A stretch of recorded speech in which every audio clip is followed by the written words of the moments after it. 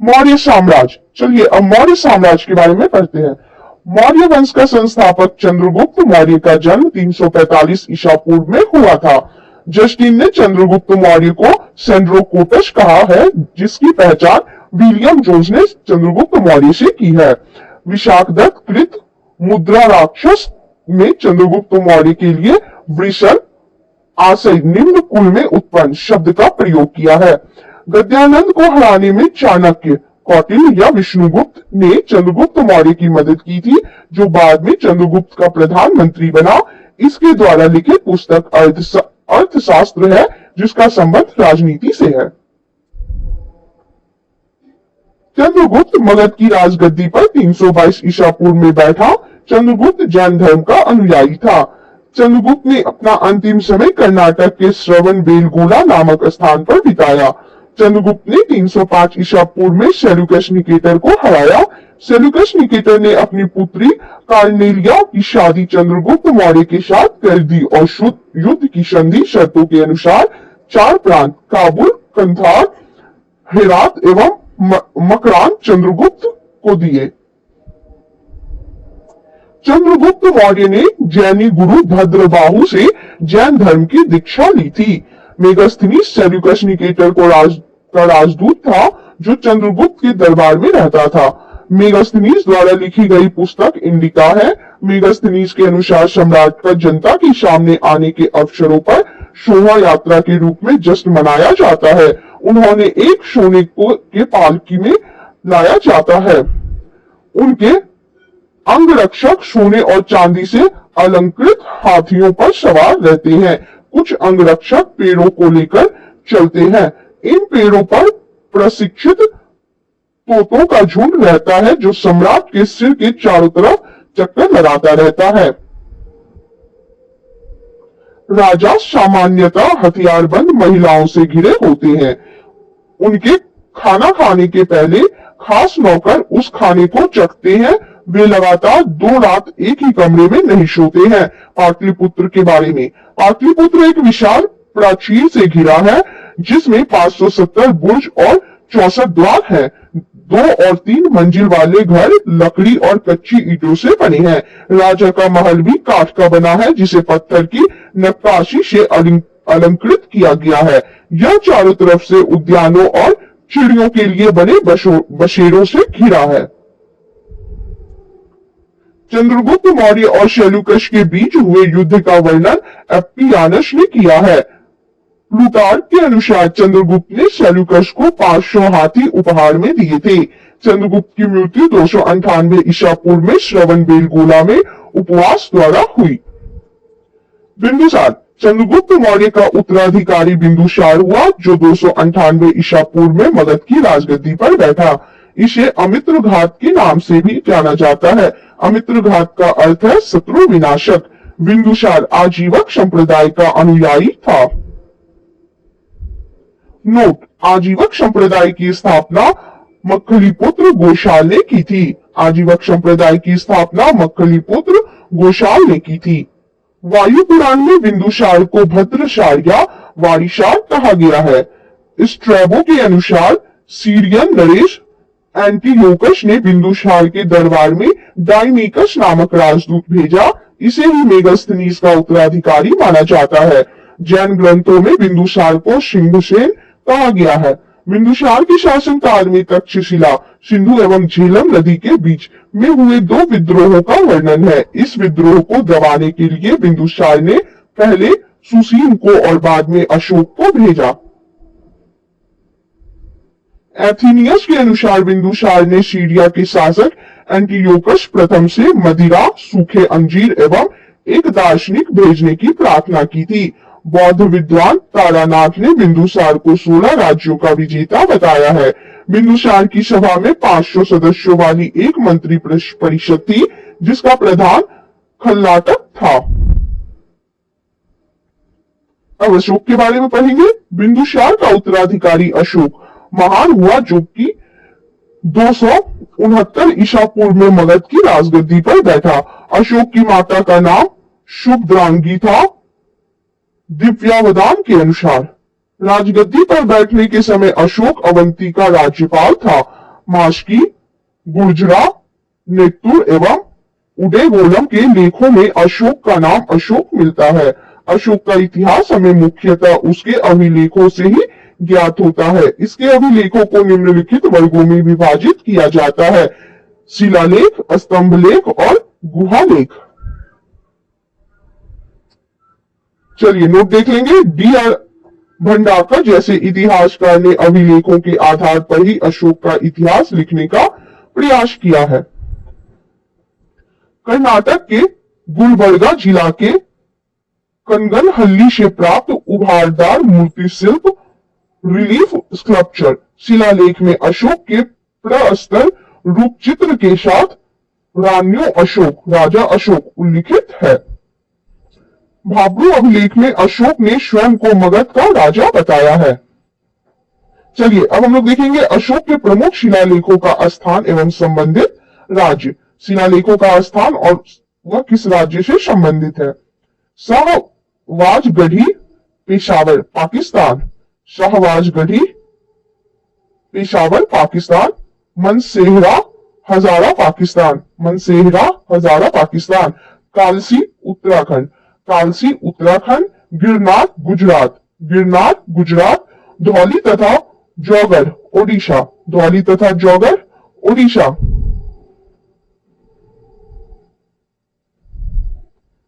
एरगुडी, राजूर और मंडगिरी, आंध्र प्रदेश। एरगुडी, राजूर और मंडगिरी, आंध्र प्रदेश। शोपारा, महाराष्ट्र। शोपारा, महाराष्ट्र। रूपनाथ तथा गुर्जरा, मध्य प्रदेश। रूपनाथ तथा गुर्जरा, मध्य प्रदेश। सासाराम, बिहार। सासाराम, बिहार। भब्रू, वैराट, राजस्थान। भब्रू, वैराट, राजस्थान। मास्की, गोवीमठ, ब्रह्मगिरी, सिद्धपुर, जनटिगरामेश्वर, कनगनहल्ली और पालकी गुंडू कर्नाटक में है। मास्की, गोवीमठ, ब्रह्मगिरी, सिद्धपुर, जनटिगरामेश्वर, कंगनहल्ली और पालकी गुंडू कर्नाटक में। अहरौरा, उत्तर प्रदेश। अहरौरा, उत्तर प्रदेश। पुराणों में अशोक को अशोकवर्धन कहा गया है। अशोक ने अपने अभिषेक के 8 वर्ष बाद लगभग 261 ईसा पूर्व में कलिंग पर आक्रमण किया और कलिंग की राजधानी तोसली पर अधिकार कर लिया। यह उल्लेख 13वें शिलालेख में है। प्लिनी का कथन है कि मिस्र का राजा फिलाडेल्फस टॉलमी द्वितीय ने पाटलिपुत्र में डियोनिशियस नाम का एक राजदूत भेजा था। अशोक के प्रमुख शिलालेख एवं उनमें वर्णित विषय देखेंगे। शिलालेख और उनसे संबंधित विषय क्या क्या है देखते हैं। पहला शिलालेख, इसमें पशु बलि की निंदा की गई है। अशोक के पहले शिलालेख में क्या है, इसमें पशु बलि की निंदा की गई है। दूसरा शिलालेख, मनुष्य व पशु दोनों की चिकित्सा व्यवस्था का उल्लेख है। दूसरे शिलालेख में मनुष्य व पशु दोनों की चिकित्सा व्यवस्था का उल्लेख है। तीसरा शिलालेख, इसमें राजकीय अधिकारियों को यह आदेश दिया गया है कि वे हर 5वें वर्ष के उपरांत दौरे पर जाएं। इसमें कुछ धार्मिक नियमों का भी उल्लेख है। तीसरा शिलालेख में क्या है, इसमें राजकीय अधिकारियों को यह आदेश दिया गया है कि वे हर 5वें वर्ष के उपरांत दौरे पर जाएं। इसमें कुछ धार्मिक नियमों का भी उल्लेख है। चौथा शिलालेख, इसमें भेड़ी घोष की जगह धम्म घोष की घोषणा की गई है। चौथा शिलालेख, इसमें भेड़ी घोष की जगह धम्म घोष की घोषणा की गई है। पांचवा शिलालेख, इसमें धर्म महामात्रों की नियुक्ति की जानकारी मिलती है। पांचवें शिलालेख में धर्म महामात्रों की नियुक्ति की जानकारी मिलती है। छठा शिलालेख, इसमें आत्मनियंत्रण की शिक्षा दी गई है। छठा शिलालेख में आत्मनियंत्रण की शिक्षा दी गई है। सातवां व आठवां शिलालेख में इनमें अशोक की तीर्थ यात्राओं का उल्लेख है। सातवां व आठवां शिलालेख, इनमें अशोक की तीर्थ यात्राओं का उल्लेख है। नवा शिलालेख, इसमें सच्ची भेंट तथा सच्चे शिष्टाचार का उल्लेख है। नवा शिलालेख, इसमें सच्ची भेंट तथा सच्चे शिष्टाचार का उल्लेख है।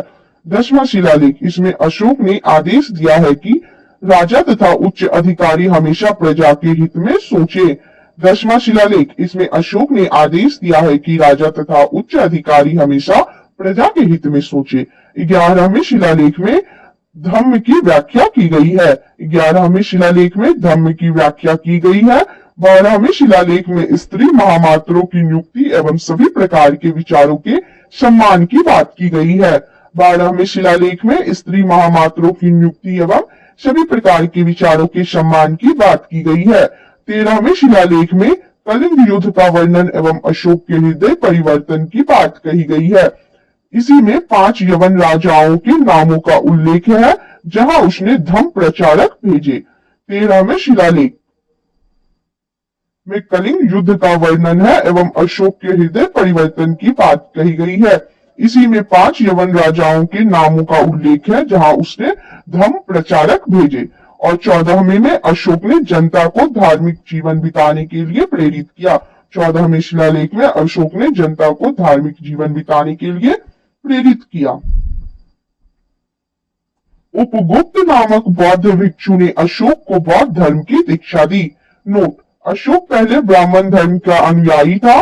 कल्हन की राज तरंगिणी से पता चलता है कि वह शैव धर्म का उपासक था।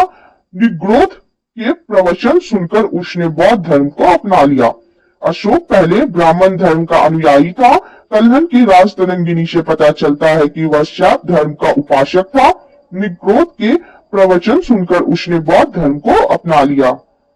अहरोरा लेख में यह घोषणा की गई है कि अशोक व्यक्तिगत रूप से बौद्ध धर्म का अनुयायी था। अशोक एक उपासक के रूप में अपने राजाभिषेक के 10वें वर्ष बोध गया की, 12वें वर्ष निगाली सागर की एवं 20वें वर्ष में लुम्बिनी की यात्रा की। मौर्य प्रांत और उसकी राजधानी देखेंगे। उत्तरापथ की राजधानी तक्षशिला थी। उत्तरापथ की राजधानी तक्षशिला थी। अवंती राष्ट्र की राजधानी उज्जैनी थी। अवंती राष्ट्र की राजधानी उज्जैनी थी। कलिंग की राजधानी तोशली थी। कलिंग की राजधानी थी तोशली। दक्षिणापथ की राजधानी सुवर्णागिरी थी। दक्षिणापथ की राजधानी सुवर्णागिरी थी। प्राशी पूर्वी प्रांत की राजधानी पाटलिपुत्र थी। प्राशी की राजधानी पाटलिपुत्र थी। अशोक ने आजीविकों को रहने हेतु बराबर की पहाड़ियों में 4 गुफाओं का निर्माण करवाया, जिनका नाम कर्ज, चौपाल, सुदामा तथा विश्व झोपड़ी था। अशोक के पौत्र दशरथ ने आजीविकों को नागा अर्जुन गुफा प्रदान की थी। अशोक के 7वें स्तंभ लेख में आजीविकों का उल्लेख किया गया है तथा महामात्रों को आजीविकों के हितों का ध्यान रखने के लिए कहा गया है। अशोक ने बौद्ध धर्म के प्रचार के लिए अपने पुत्र महेंद्र एवं पुत्री संघमित्रा को श्रीलंका भेजा। बौद्ध परंपरा और उनके लिपियों के अनुसार अशोक ने 84,000 स्तूपों का निर्माण किया था। भारत में शिलालेख का प्रचलन सर्वप्रथम अशोक ने किया। अर्थशास्त्र में वर्णित तीर्थ के बारे में देखेंगे। मंत्री प्रधानमंत्री होते थे। मंत्री प्रधानमंत्री होते थे। पुरोहित धर्म एवं दान विभाग का प्रधान होते थे। पुरोहित धर्म एवं दान विभाग का प्रधान। सेनापति सैन्य विभाग का प्रधान होते थे। सेनापति सैन्य विभाग का प्रधान होते थे। युवराज राजपुत्र को कहा जाता था। युवराज होते थे राजपुत्र। व्यवहारिक राजकीय द्वार रक्षक होते थे। व्यवहारिक राजकीय द्वार रक्षक होते थे। अंतर्वेदिक अंतःपुर का अध्यक्ष होता था। अंतर्वेदिक अंतःपुर का अध्यक्ष होता था। समाहर्ता आय का संग्रहकर्ता को कहते थे। समाहर्ता होते थे आय का संग्रहकर्ता। सन्निधाता राजकीय कोषाध्यक्ष को कहते थे। सन्निधाता राजकीय कोषाध्यक्ष को कहते थे।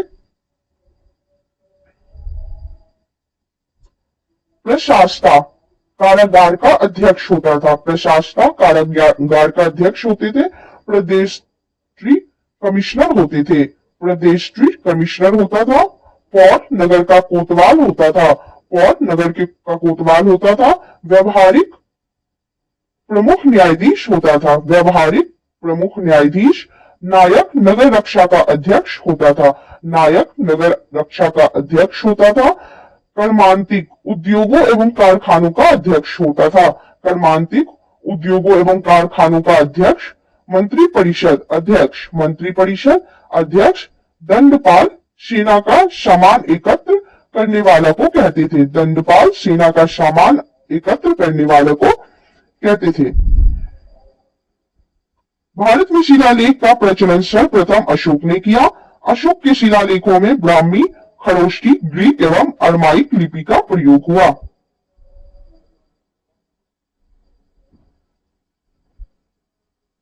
ग्रीक एवं अरमाइक लिपि का अभिलेख अफगानिस्तान से, खरोष्टी लिपि का अभिलेख शाहवाजगढ़ी एवं मनसेहरा पाकिस्तान से और शेष भारत में ब्राह्मी लिपि का अभिलेख मिले हैं।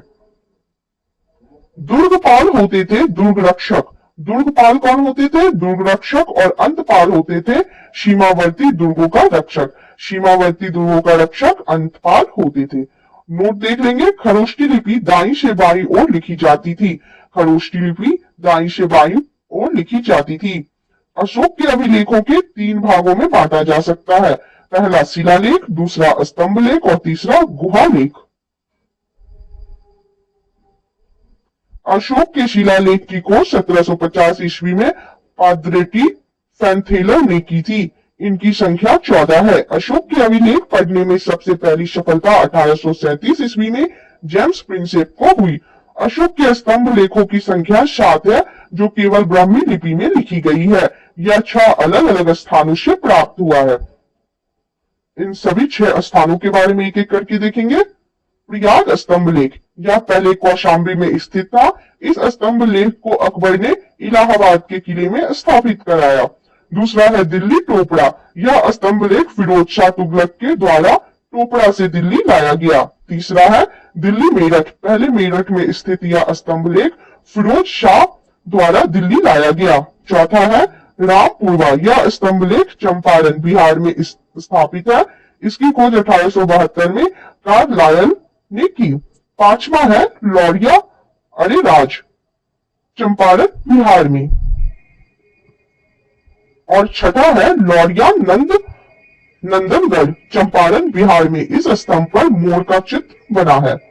कौशाम्बी अभिलेख को रानी का अभिलेख कहा जाता है। अशोक का 7वां अभिलेख सबसे लंबा है।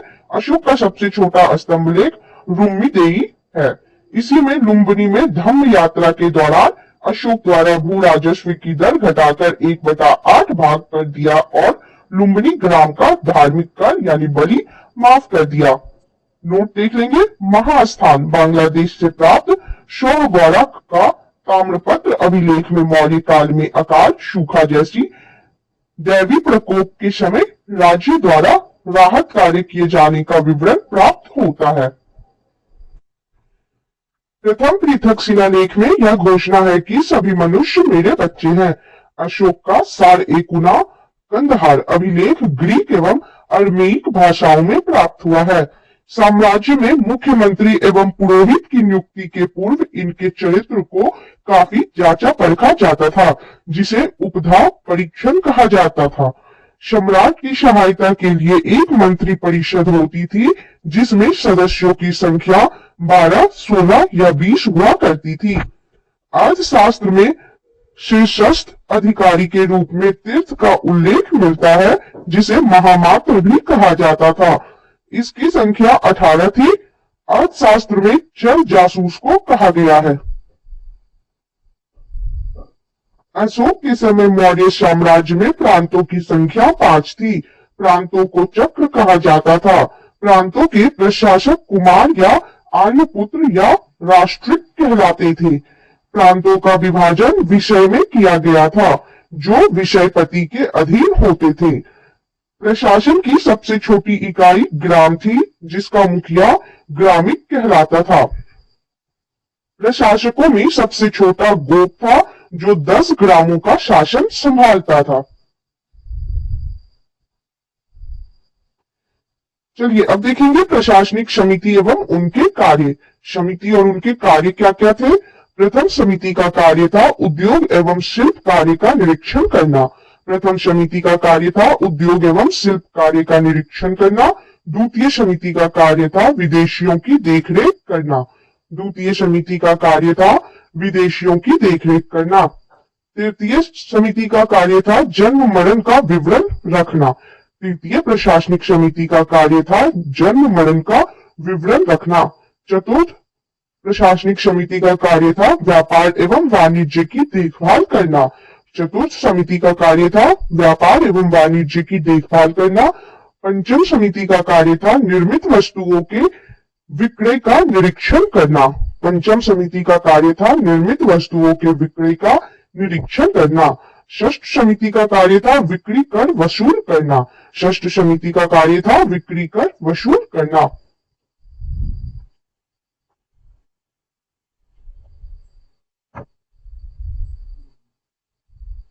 मेगास्थनीज के अनुसार नगर का प्रशासन 30 सदस्यों का एक मंडल करता था जो 6 समितियों में विभाजित था। प्रत्येक समिति में 5 सदस्य होते थे। बिक्री कर के रूप में मूल्य का 10वां भाग वसूला जाता था। इसे बचाने वालों को मृत्युदंड दिया जाता था। मेगास्थनीज के अनुसार एग्रोनोमोई मार्ग निर्माण अधिकारी था। जस्टिन के अनुसार चंद्रगुप्त मौर्य की सेना में लगभग 50,000 अश्वारोही सैनिक, 9,000 हाथी व 8,000 रथ थे। जस्टिन नामक यूनानी लेखक के अनुसार चंद्रगुप्त ने अपनी 6 लाख की फौज से सारे भारत को रौंद दिया। यह बात सही भी हो सकती है और नहीं भी, लेकिन यह सही है कि चंद्रगुप्त ने पश्चिमोत्तर भारत को सेल्यूकस की गुलामी से मुक्त किया। जस्टिन ने चंद्रगुप्त की सेना को लुटेरों की सेना कहा है। युद्ध क्षेत्र में सेना का नेतृत्व करने वाला अधिकारी नायक कहलाता था। सैन्य विभाग का सबसे बड़ा अधिकारी सेनापति होता था। प्लिनी नामक यूनानी लेखक के अनुसार चंद्रगुप्त की सेना में 6 लाख पैदल सिपाही, 30,000 घुड़सवार और 9,000 हाथी थे। मेगास्थनीज के अनुसार मौर्य सेना का रखरखाव 5 सदस्यीय 6 समितियां करती थी। मौर्य प्रशासन में गुप्तचर विभाग महामात्य शर्प नामक अमात्य के अधीन था। अर्थशास्त्र में गुप्तचर को गूढ़ पुरुष कहा गया है तथा एक ही स्थान पर रहकर कार्य करने वाले गुप्तचर को संस्था कहा जाता था। एक स्थान से दूसरे स्थान पर भ्रमण करके कार्य करने वाले गुप्तचर को संचार कहा जाता था। सैन्य समिति एवं उनके कार्य देखेंगे। प्रथम सैन्य समिति का कार्य था जल सेना की व्यवस्था करना। प्रथम समिति जल सेना की व्यवस्था करना। द्वितीय सैन्य समिति का कार्य था यातायात एवं रसद की व्यवस्था करना। द्वितीय सैन्य समिति का कार्य था यातायात एवं रसद की व्यवस्था करना। तृतीय सैन्य समिति का कार्य था पैदल सैनिकों की देखरेख करना। तृतीय सैन्य समिति का कार्य था पैदल सैनिकों की देखरेख करना।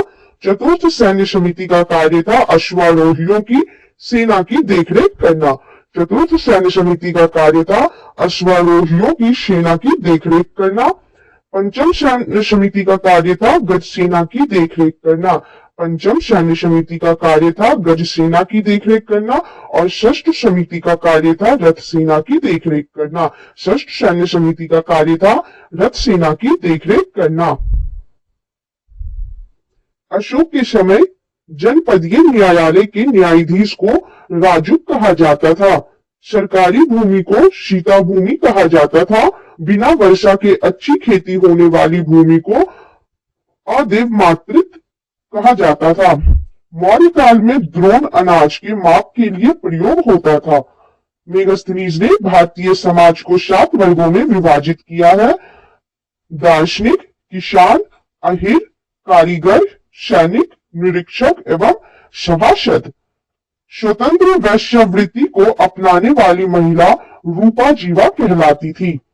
नंदवंश के विनाश करने में चंद्रगुप्त मौर्य ने कश्मीर के राजा प्रवर्तक से सहायता प्राप्त की थी। मौर्य शासन 137 वर्षों तक रहा। भागवत पुराण के अनुसार मौर्य वंश में 10 राजा हुए, जबकि वायु पुराण के अनुसार 9 राजा हुए। मौर्य वंश का अंतिम शासक बृहदर्थ था।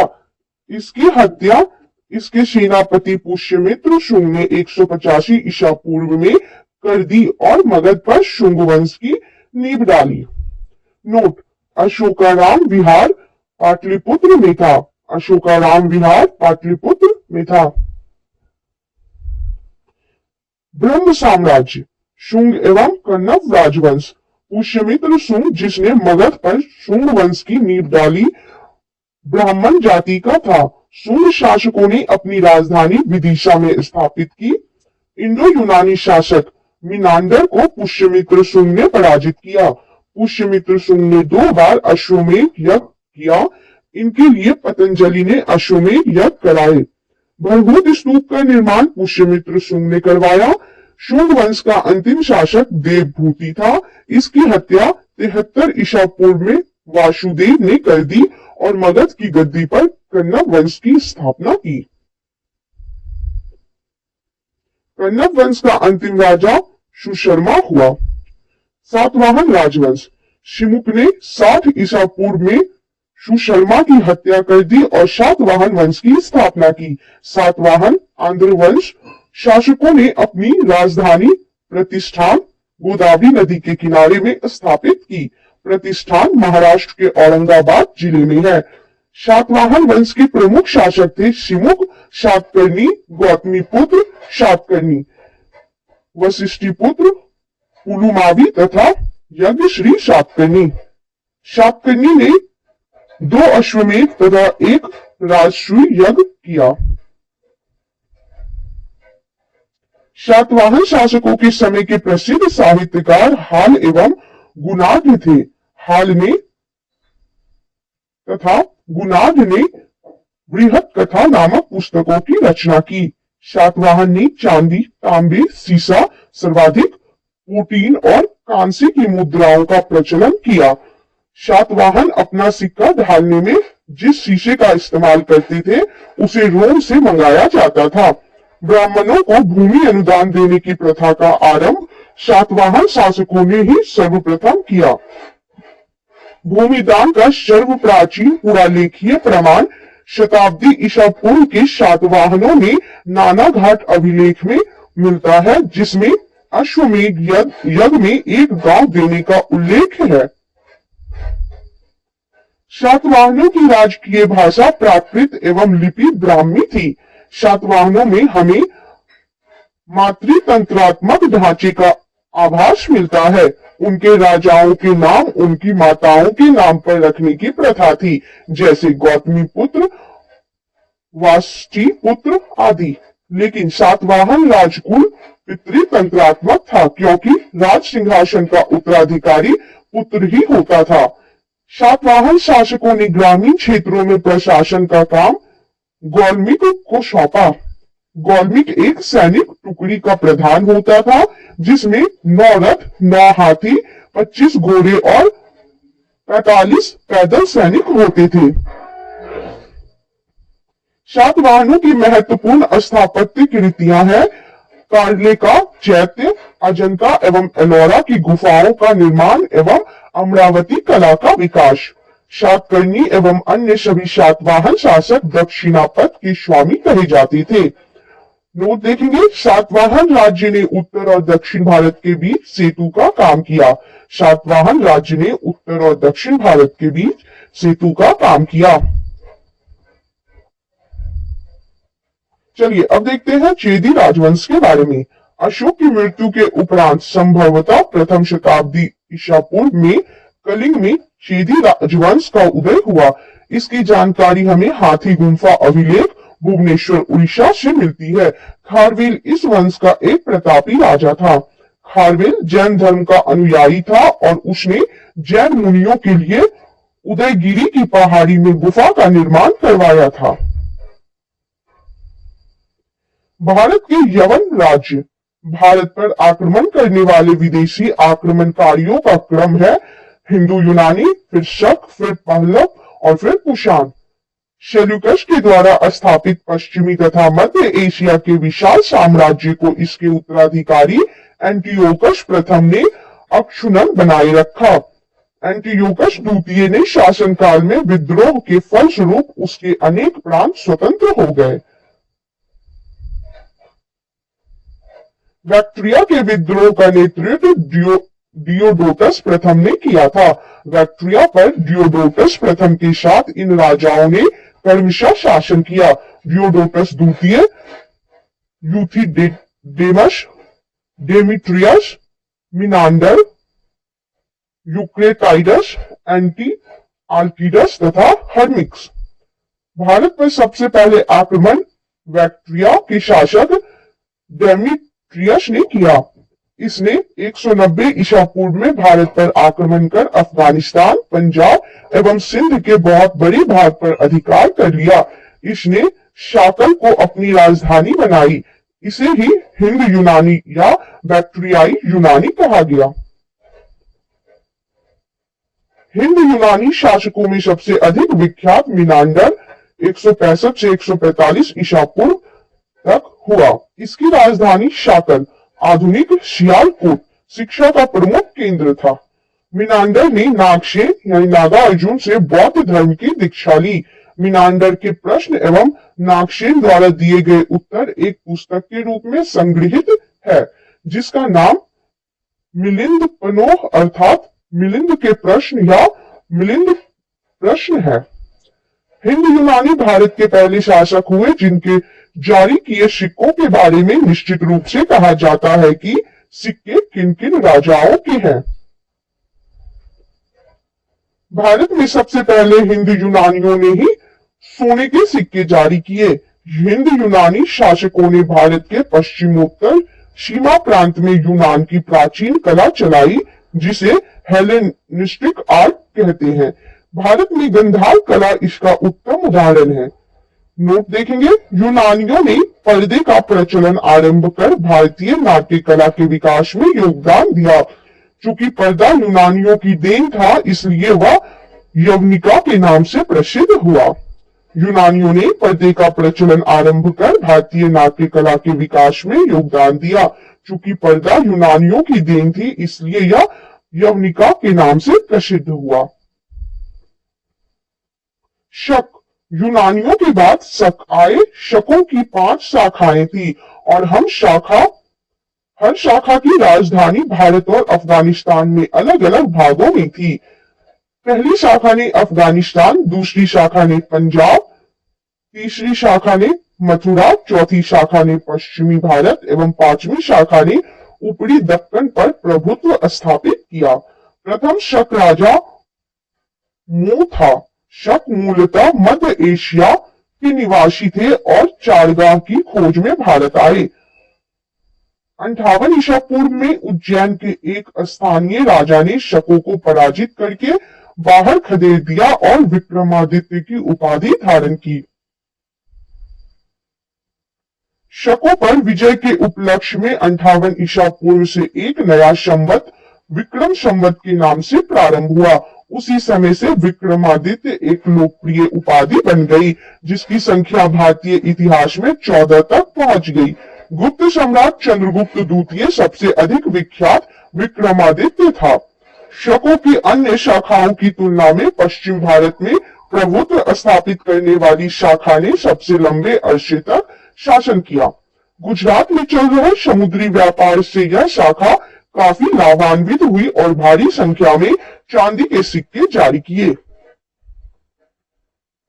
शकों का सबसे प्रतापी शासक रुद्रदामन प्रथम था, जिसका शासन 130 से 150 ईस्वी तक गुजरात के बड़े भाग पर था। इसने काठियावाड़ की अर्ध शुष्क सुदर्शन झील मौर्यों द्वारा निर्मित का जीर्णोद्धार किया। रुद्रदामन संस्कृति का बड़ा प्रेमी था। उसने ही सबसे पहले विशुद्ध संस्कृत भाषा में लंबा अभिलेख गिरनार अभिलेख जारी किया। इसके पहले के सभी अभिलेख प्राकृत भाषा में रचित थे। भारत में शक राजा अपने को क्षत्रप कहते थे।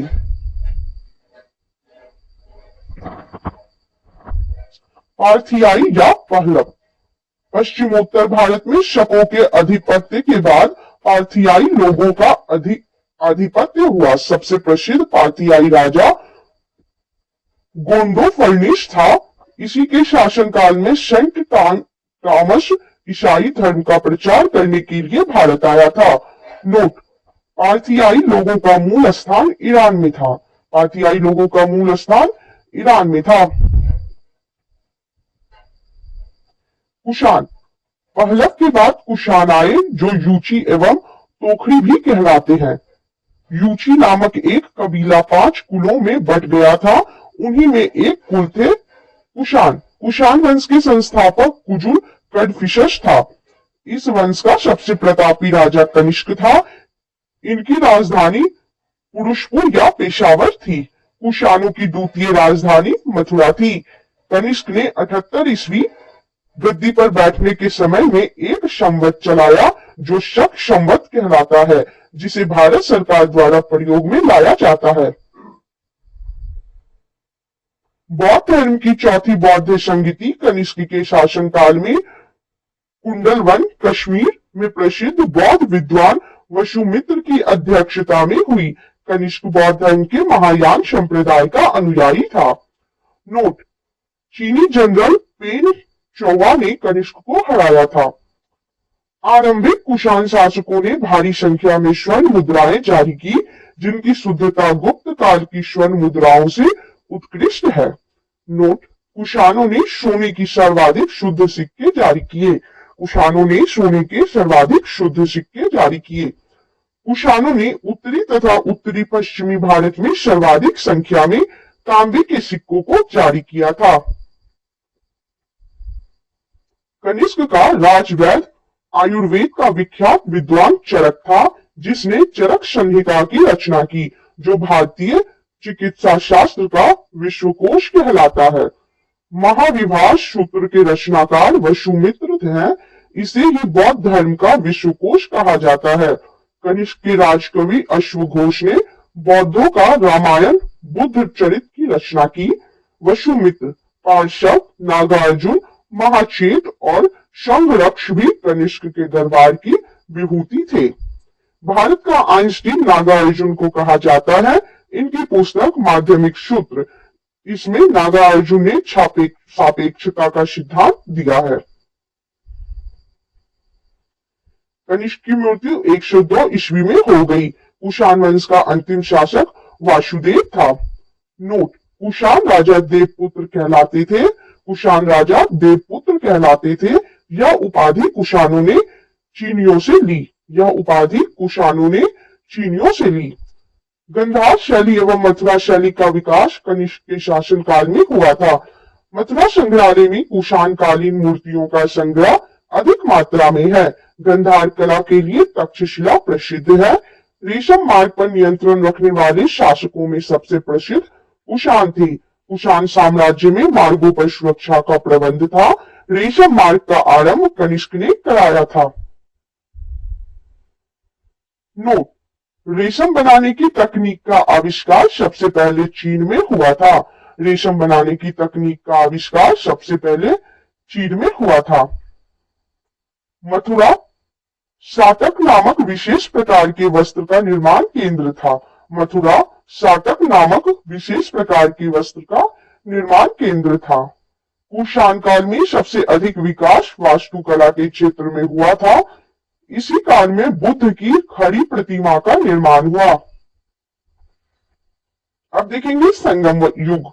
ऐतिहासिक युग के प्रारंभ में दक्षिण भारत का क्रमबद्ध इतिहास हमें जिस साहित्य से ज्ञात होता है, उसे संगम साहित्य कहा जाता है। संगम शब्द का अर्थ परिषद अथवा गोष्ठी होता है, जिनमें तमिल कवि एवं विद्वान एकत्र होते थे। प्रत्येक कवि अथवा लेखक अपनी रचनाओं को संगम के समक्ष प्रस्तुत करता था तथा इसकी स्वीकृति प्राप्त हो जाने के बाद ही किसी भी रचना का प्रकाशन संभव था। परंपरा के अनुसार अति प्राचीन समय में पांड्य राजाओं के संरक्षण में कुल 3 संगम आयोजित किए गए। इनमें संकलित साहित्य को ही संगम साहित्य की संज्ञा प्रदान की गई। नोट: संगम साहित्य का संग्रह लगभग 300 ईसा पूर्व से 300 ईस्वी तक तमिलों द्वारा विविध सामाजिक पृष्ठभूमि में किया गया था। एक बार फिर से देखेंगे, संगम साहित्य का संग्रह लगभग 300 ईसा पूर्व से 300 ईस्वी तक तमिलों द्वारा विविध सामाजिक पृष्ठभूमि में किया गया था। उपलब्ध संगम साहित्य का विभाजन 3 भागों में किया जाता है। पहला पत्तु पत्तातु, दूसरा इट्टू थौके तथा तीसरा है पादिनेल कीलकंकु। तिरुवल्लुवर कृत कुराल तमिल साहित्य का एक आधारभूत ग्रंथ बताया जाता है। इसके विषय त्रिवर्ग, आचार शास्त्र, राजनीति, आर्थिक जीवन एवं प्रणय से संबंधित है। चलिए देखते हैं स्थान, अध्यक्ष और संकलित महत्वपूर्ण ग्रंथ। प्रथम संगम 4440 वर्ष पूर्व मथुरा में हुआ। अध्यक्ष थे अगस्त्य और महत्वपूर्ण ग्रंथ है अकट्टियम, परिपदाल, मधुनारे, मुदुकुरुकु तथा कलारी आविरई। कोई भी इनमें से उपलब्ध नहीं है। प्रथम संगम 4440 वर्ष पूर्व मदुरई में हुआ। अध्यक्ष थे अगस्त्य। संकलित महत्वपूर्ण ग्रंथ था अकट्टियम, परिपदाल, मधुनारे, मुदुकुरुकु तथा कलारी आविरई। इनमें से कोई भी उपलब्ध नहीं है। दूसरा संगम 3700 वर्ष पूर्व कपाटपुरम में हुआ। अध्यक्ष थे अगस्त्य। ग्रंथ था तोल्काप्पियम, तमिल व्याकरण, जिसके रचनाकार तोल्काप्पियर थे। दूसरा संगम 3700 वर्ष पूर्व कपाटपुरम में हुआ। अध्यक्ष थे अगस्त्य। ग्रंथ था तोल्काप्पियम, तमिल व्याकरण, जिसके रचनाकार थे तोल्काप्पियर। तीसरा संगम 1850 वर्ष पूर्व मदुरा में हुआ। अध्यक्ष थे नक्कीरर और महत्वपूर्ण ग्रंथ था नेदुन थोकई, कुरुन थोकई, नत्रिनई एन कुरु बुरु, परिपादल, कुथु वरी, पेरिशय तथा सित्रिशय आदि। तीसरा संगम 1850 वर्ष पूर्व मदुरा में हुआ। अध्यक्ष थे नक्कीरर। महत्वपूर्ण ग्रंथ था नेदुन थोकई, कुरुन थोकई, नत्रिनई एन कुरु बुरु, परिपादल, कुथु वरी, पेरिशय तथा सित्रिशय आदि। नोट: कवियों और विद्वानों की परिषद के लिए संगम नाम का प्रयोग सर्वप्रथम 7वीं शती के प्रारंभ में शैव संत नायनार तिरुनाबुक्करसु अपार ने किया। इलांगोकृत शिल्पाधिकारम पाइलो का गीत एक उत्कृष्ट रचना है जो तमिल जनता में राष्ट्रीय काव्य के रूप में मानी जाती है। इसमें 30 सर्ग हैं जिन्हें 3 खंडों में लिपिबद्ध किया गया है। यह बौद्ध रुझान वाला महाकाव्य है। इसमें कावेरी पट्टन के कोवलन, उसकी पत्नी कन्नगी एवं नर्तकी माधवी की प्रेम कहानी है। मदुरा के बौद्ध धर्मावलंबी व्यापारी शीतलस्तनार ने मणिमेखले की रचना की। इसमें 30 सर्गों की अतिरिक्त एक प्रस्तावना भी है। इसमें जैन प्रभाव है। इसमें राजकुमार उदय कुमारन एवं मणिमेखले, कोवलन एवं नर्तकी माधवी की पुत्री की प्रेम कहानी है। इस ग्रंथ की कहानी दार्शनिक एवं शास्त्रार्थ संबंधी बातों के लिए बनाई गई है। इसका महत्व मुख्यतः धार्मिक है। नीलकंठ शास्त्री के अनुसार यह बौद्ध लेखक दीननाथ 5वीं शती की कृति न्याय प्रवेश पर आधारित है। जीव कचिंतामणि संगम काल के बहुत बाद की रचना है। इसकी रचना का श्रेय जैन भिक्षु तिरुत्तक देवर को दिया जाता है। कहा जाता है कि तिरुत्तक देवर पहले चोल राजकुमार था जो बाद में जैन भिक्षु बन गया। तोल्काप्पियम तमिल व्याकरण है। 5वीं सदी के बाद बहुत सी प्रसिद्ध तमिल रचनाएं नैतिक एवं दार्शनिक उद्देश्यों से लिखी गई। इनमें तिरुवल्लुवर की तिरुकुरल सबसे प्रसिद्ध है। नोट देखेंगे, राम कथा के अनेक तमिल संस्करण हैं, जिनमें सबसे प्रसिद्ध कंबन की इरा मावतारम है। राम कथा के अनेक तमिल संस्करण हैं, जिनमें सबसे प्रसिद्ध कंबन की इरामावतारम है। संगम साहित्य के काव्य के दो श्रेणियों में बांटा गया है, अकम और पूरम। अकम काव्यों का मूल विषय प्रेम प्रसंग है, जबकि पूरम काव्यों का विषय युद्ध है। संगम साहित्य में हमें तमिल प्रदेश के 3 राज्यों चोल, चेर तथा पांड्य का विवरण प्राप्त होता है। उत्तर पूर्व में चोल, दक्षिण पश्चिम में चेर तथा दक्षिण पूर्व में पांड्य राज स्थित था। संगम युगीन राज्यों में सर्वाधिक शक्तिशाली चोलों का राज्य था। यह पेन्नार तथा दक्षिणी वेल्लारू नदियों के बीच स्थित था। इसका सबसे प्रतापी राजा करिकाल था। करिकाल ब्राह्मण मतानुयायी था और इसने ब्राह्मण धर्म को राजकीय संरक्षण प्रदान किया। पुहार पत्तन का निर्माण इसी के समय हुआ। इसने कावेरी नदी के मुहाने पर बांध बनवाया तथा सिंचाई करने के लिए नहरों का निर्माण करवाया। पेरुना नुन्नुपादे में करिकाल को संगीत के सप्त स्वरों का विशेषज्ञ बताया गया है। संगम युग का दूसरा राज्य चेरों का था, जो आधुनिक केरल प्रांत में स्थित था। इस राज्य के कुछ प्रमुख राजा हुए उदयनजिरल लगभग 130 ईस्वी तक रहे, नेंदुजिरल आदन 155 ईस्वी एवं सेनगुट्टुवन 180 ईस्वी। सेनगुट्टुवन ने अधिराज की उपाधि ग्रहण की।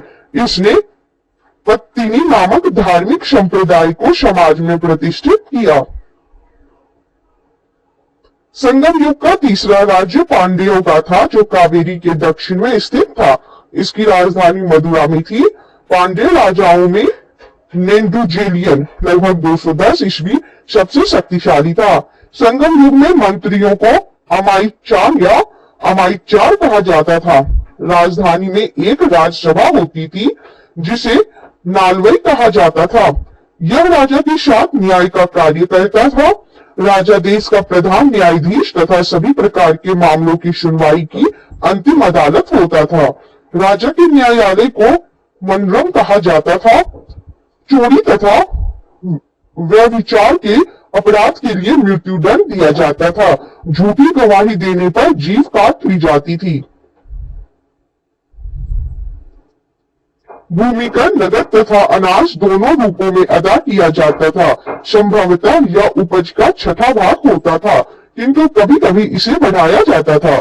व्यापारियों से सीमा शुल्क एवं चुंगी वसूल की जाती थी। सेना चतुरंगिनी होती थी, जिसमें अश्व, गज, रथ तथा पैदल सिपाही सम्मिलित थे। नगाड़ा एवं शंख बजाकर सैनिकों को बुलाया जाता था। युद्ध भूमि में वीर गति पाने वाले सैनिकों के सम्मान में पत्थर की मूर्ति बनवाए जाने की प्रथा थी। राजा अपने आवास की रक्षा के लिए सशस्त्र महिलाओं को तैनात करता था। संगम काल में समय जानने के लिए जल घड़ी का प्रयोग किया जाता था। तमिल प्रदेश में ब्राह्मणों का उदय सर्वप्रथम संगम काल में हुआ, जो समय का सबसे प्रतिष्ठित वर्ग था। इसकी हत्या को सबसे बड़ा अपराध माना जाता था। संगमकालीन ब्राह्मण मांस भक्षण करते थे तथा शूरा पीते थे। ब्राह्मणों के पश्चात संगम युगीन समाज में वेल्लार वर्ग का स्थान था। इसका मुख्य पेशा कृषि कर्म था।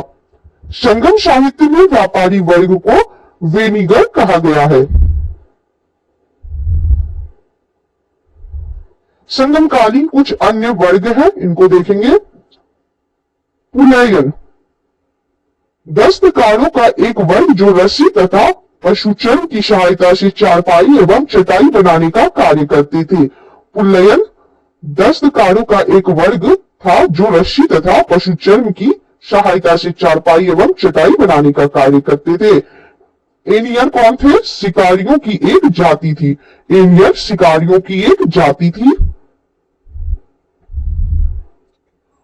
और मलवर लूटपाट करने वाले जाति थी।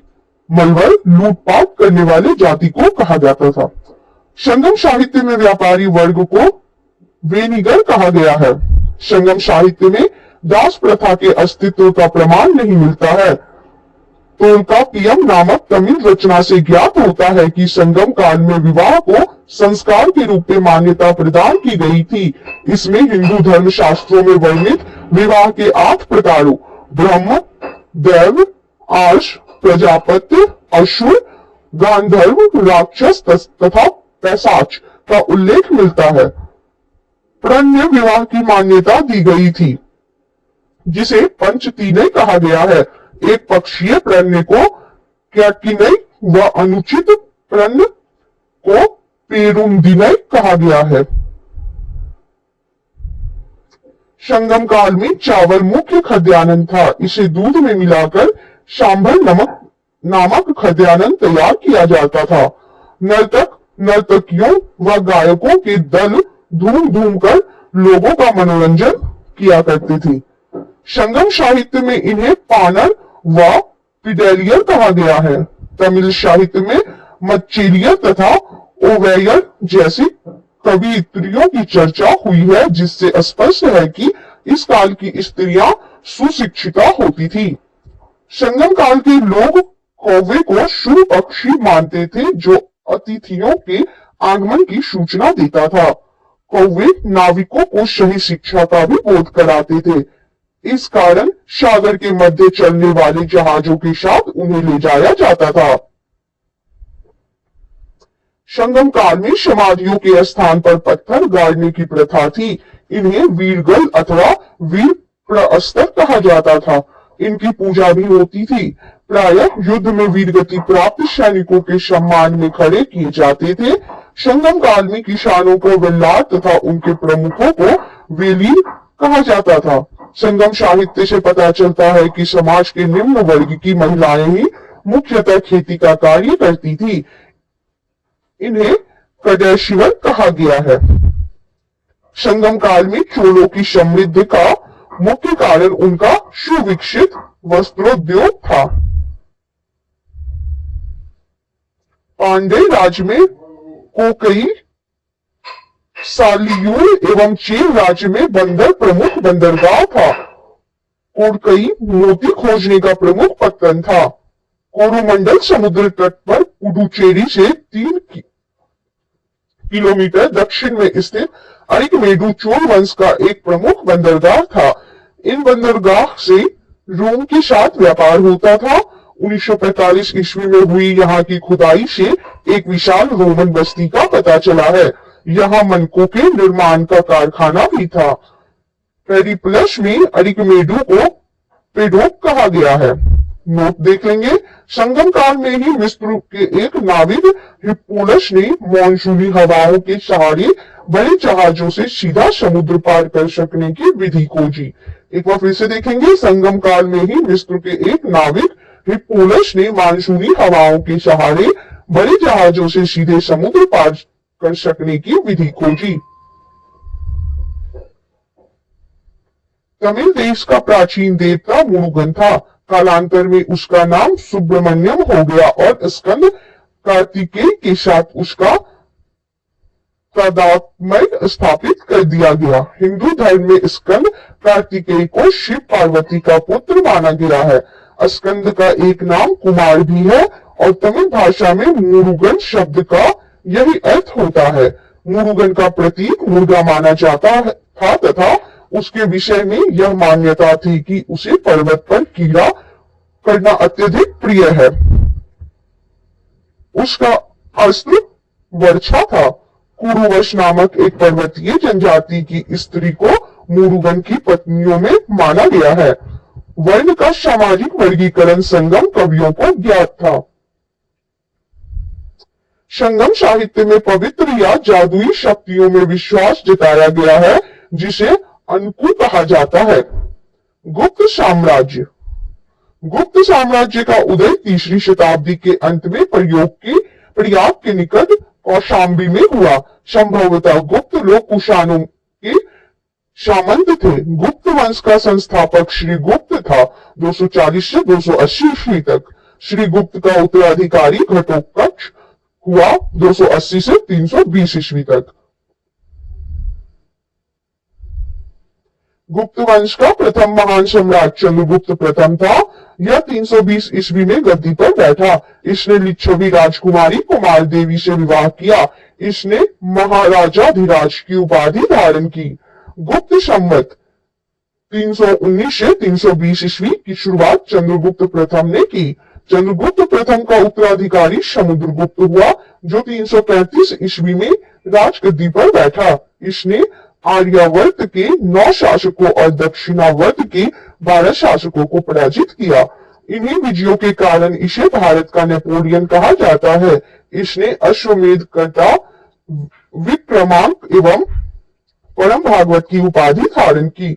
इसे कविराज भी कहा जाता था। समुद्रगुप्त विष्णु का उपासक था। समुद्रगुप्त संगीत प्रेमी था।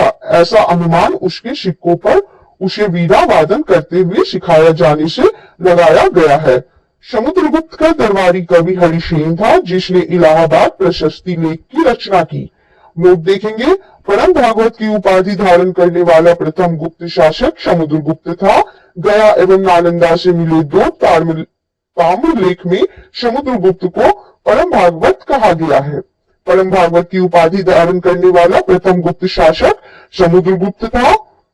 गया एवं नालंदा से मिले 2 ताम्र लेख में समुद्रगुप्त को परम भागवत कहा गया है। समुद्रगुप्त का उत्तराधिकारी चंद्रगुप्त द्वितीय हुआ, जो 380 ईस्वी में राजगद्दी पर बैठा।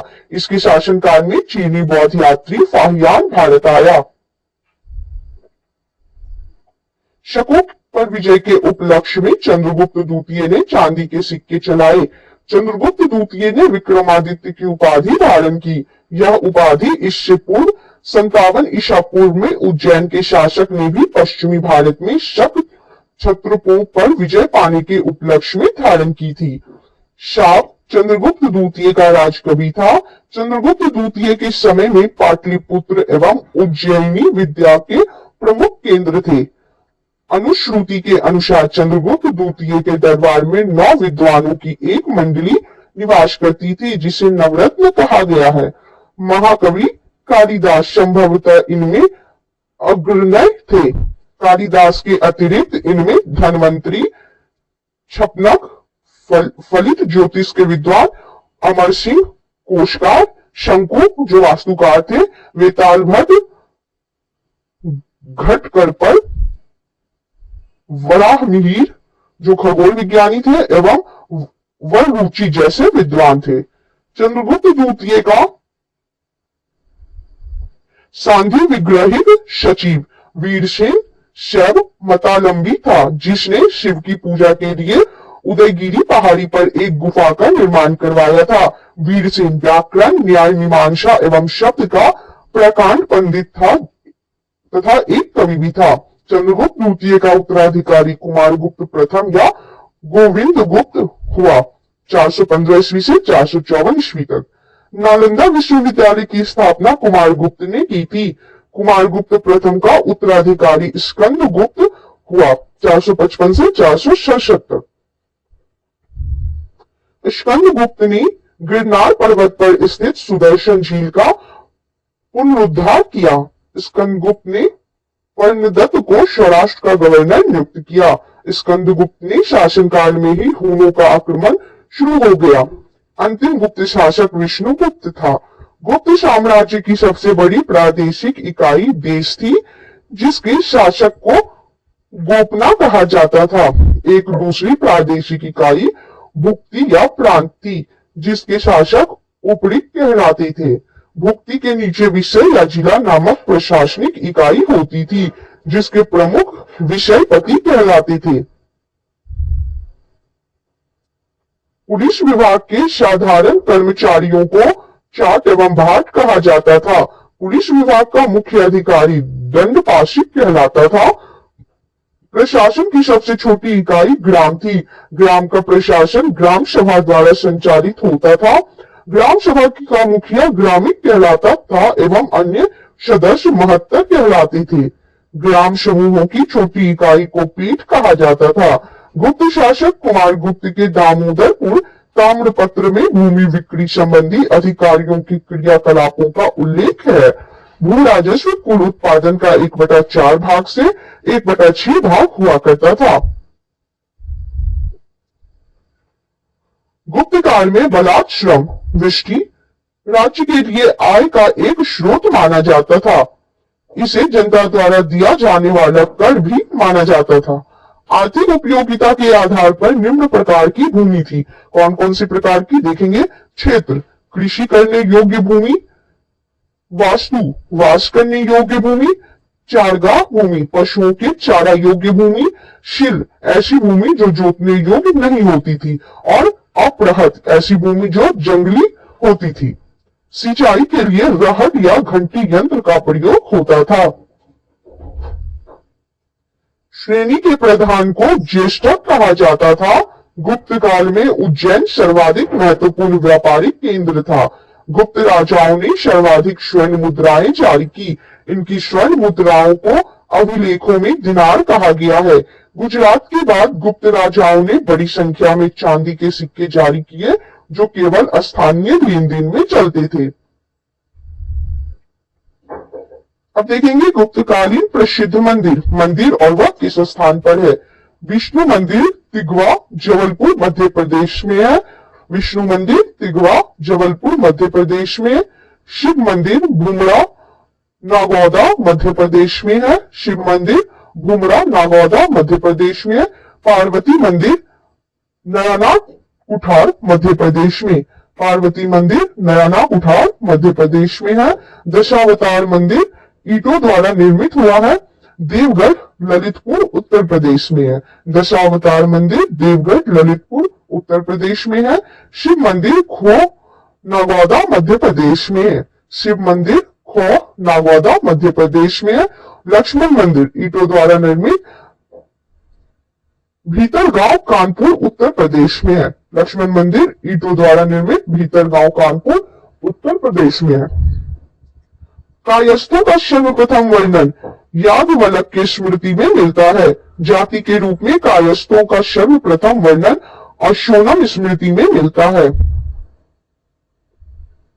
बिंद जंगल में शबर जाति के लोग अपने देवताओं को मनुष्य का मांस चढ़ाते थे। पहली बार किसी के सती होने का प्रमाण 510 ईस्वी के भानुगुप्त के एड़न अभिलेख से मिलता है, जिसमें किसी भोजराज की मृत्यु पर उसकी पत्नी ने सती होने का उल्लेख है। गुप्त काल में वैश्यावृत्ति करने वाली महिलाओं को कनिका कहा जाता था। वृद्ध वैश्याओं को कुटनी कहा जाता था। गुप्त सम्राट वैष्णव धर्म के अनुयायी थे तथा उन्होंने इसे राजधर्म बनाया था। विष्णु का वाहन गरुड़ गुप्तों का राज चिन्ह था। गुप्त काल में वैष्णव धर्म संबंधी सबसे महत्वपूर्ण अवशेष देवगढ़ जिला ललितपुर का दशावतार मंदिर है। यह बेतवा नदी के तट पर स्थित है। अजंता में निर्मित कुल 29 गुफाओं में वर्तमान में केवल 6 ही शेष हैं, जिनमें गुफा संख्या 16 या एवं 17 ही गुप्तकालीन है। इसमें गुफा संख्या 16 में उत्कीर्ण मरणाश्रम राजकुमारी का चित्र प्रशंसनीय है। गुफा संख्या 17 के चित्र को चित्रशाला कहा गया है। इस चित्रशाला में बुद्ध के जन्म, जीवन, महाविनिष्क्रमण एवं महापरिनिर्वाण की घटनाओं से संबंधित चित्र उद्धृत किए गए हैं।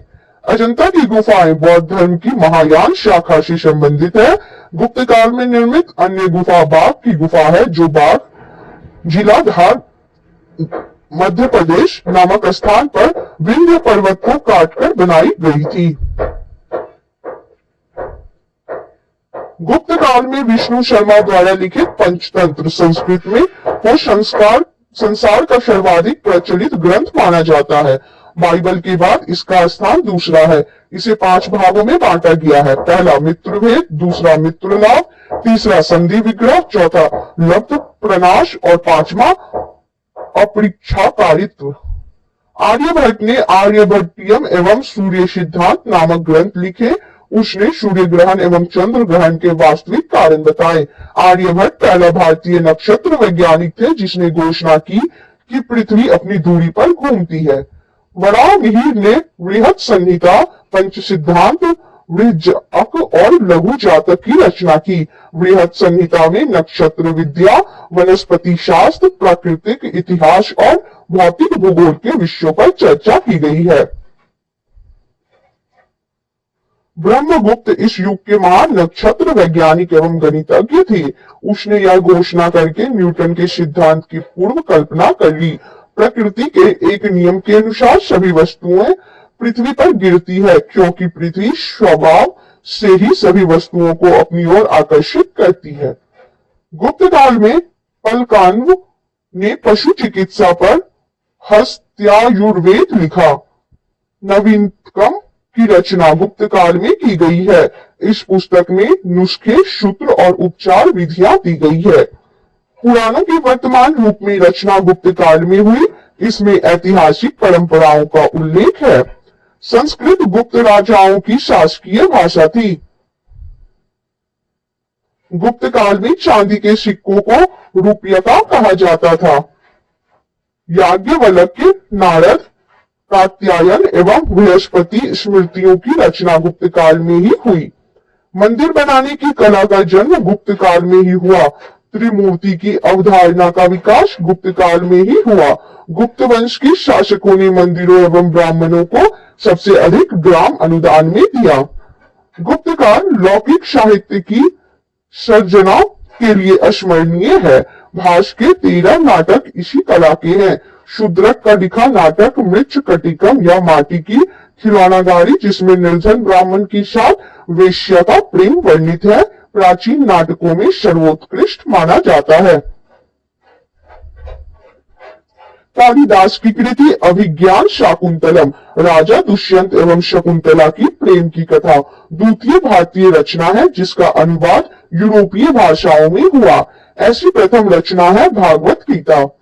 सांस्कृतिक उपलब्धियों के कारण गुप्त काल को भारतीय इतिहास का स्वर्ण युग कहा जाता है। नोट: नगरों का क्रमिक पतन गुप्त काल की महत्वपूर्ण विशेषता थी। नगरों का क्रमिक पतन गुप्त काल की महत्वपूर्ण विशेषता थी।